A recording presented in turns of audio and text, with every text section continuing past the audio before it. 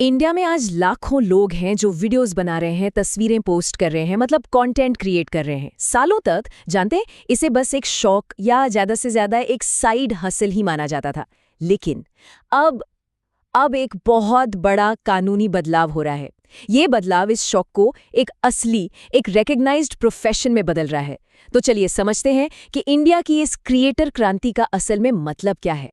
अच्छा, इस पूरे बदलाव को ठीक से समझने के लिए हम 5 अहम हिस्सों पर नजर डालेंगे। पहला कि ये बस एक शौक था या एक पेशा।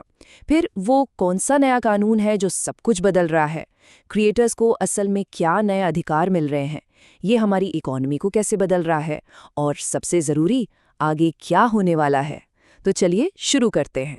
तो सबसे पहले असल प्रॉब्लम को समझते हैं।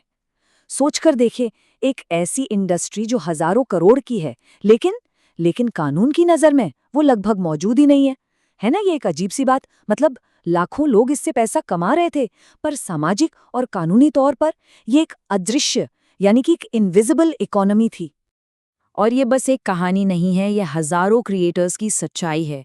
इससे पता चलता है कि एक प्रोफेशनल पहचान के बिना उनकी मेहनत की कोई फाइनेंशियल वैल्यू ही नहीं थी। कोई पैसा भले ही कमा रहा हो, लेकिन बैंक की नज़र में वो बस वीडियो बनाने वाला था, कोई प्रोफेशनल नहीं। और ये एक बहुत बड़ी असली रुकावट थी। देखिए, ये प्रॉब्लम सिर्फ लोन तक ही नहीं थी।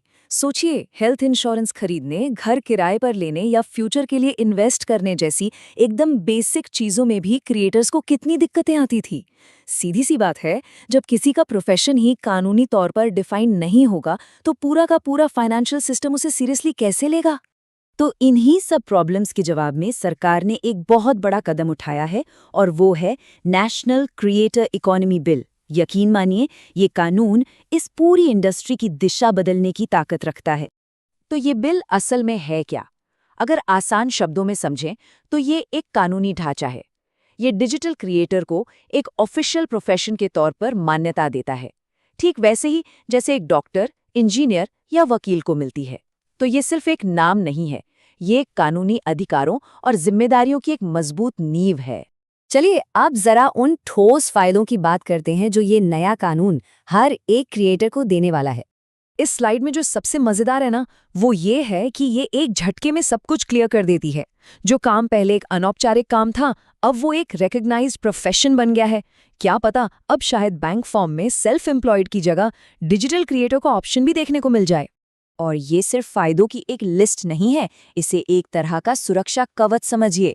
हेल्थ इंश्योरेंस और रिटायरमेंट प्लान्स ये क्रिएटर्स को वो स्टेबिलिटी देते हैं जो उनके पास पहले कभी नहीं थी।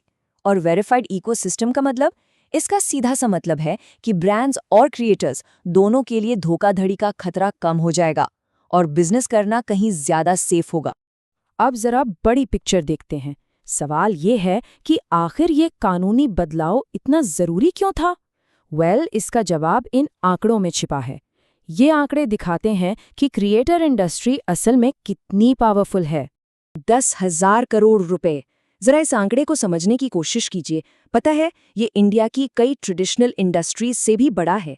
ये साफ दिखाता है कि ये इकोनॉमी अब इतनी बड़ी हो चुकी है कि इसे और नज़रअंदाज नहीं किया जा सकता। और ये कानून बस इसी आर्थिक सच्चाई को एक पहचान दे रहा है। और बात सिर्फ इतनी नहीं है कि ये इकोनॉमी बड़ी है, ये तो विस्फोटक रफ्तार से बढ़ रही है। 25% की सालाना ग्रोथ। इसका मतलब है कि ये हर 3 साल में लगभग डबल हो रही है। ये इंडिया के सबसे तेजी से बढ़ते सेक्टर्स में से एक है, और इसी वजह से ये हमारी इकोनॉमिक पॉलिसी के लिए बहुत ही ज्यादा जरूरी बन जाता है। ये वाला आंकड़ा तो शायद सबसे जरूरी है। सोचिए, जब देश में होने वाली हर 3 में से लगभग 1 खरीदारी क्रिएटर से प्रभावित हो रही हो, तो फिर ये सिर्फ एंटरटेनमेंट नहीं रह जाता है ना, ये एक बहुत पावरफुल मार्केटिंग और इकोनॉमिक फोर्स बन जाती है। और ये कानून इसी असर को पहचानकर उसे एक फॉर्मल ढांचे में ला रहा है। तो इसका मतलब है कि अब बिजनेस करने का तरीका भी बदल रहा है। अब अनौपचारिक डील्स की जगह सब कुछ ज्यादा फॉर्मल, सेफ और ट्रांसपेरेंट होगा। लीगल एग्रीमेंट्स, सरकारी निगरानी और प्रॉपर जीएसटी बिलिंग, इन सब का मतलब ये है कि पेमेंट एकदम सेफ रहेगी। इससे न सिर्फ क्रिएटर्स को सेफ्टी मिलेगी, बल्कि ब्रांड्स को भी काम करने के लिए एक भरोसेमंद और रेगुलेटेड मार्केट मिलेगा। तो हम आखिर में कहाँ पहुँचते हैं? ये पूरी कहानी एक बहुत बड़े बदलाव की कहानी है और अब हम सब भविष्य की ओर देख रहे हैं। आखिर में पूरी कहानी का सार बस इतना ही है।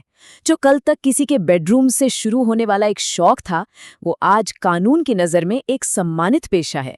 ये सिर्फ एक कानूनी बदलाव नहीं है, ये लाखों युवा भारतीयों के सपनों और उनकी मेहनत को मिली एक बहुत बड़ी, एक बहुत ज़रूरी पहचान है। और ये सब हमें एक बड़े सवाल पर लाकर छोड़ देता है। इंडिया ने ये कदम उठाकर एक मिसाल तो कायम कर दी है। अब देखना ये होगा कि क्या दुनिया के दूसरे देश भी इसका अनुसरण करेंगे? क्या वो भी अपने क्रिएटर्स को वही सम्मान और अधिकार देंगे जो उन्हें मिलने ही चाहिए?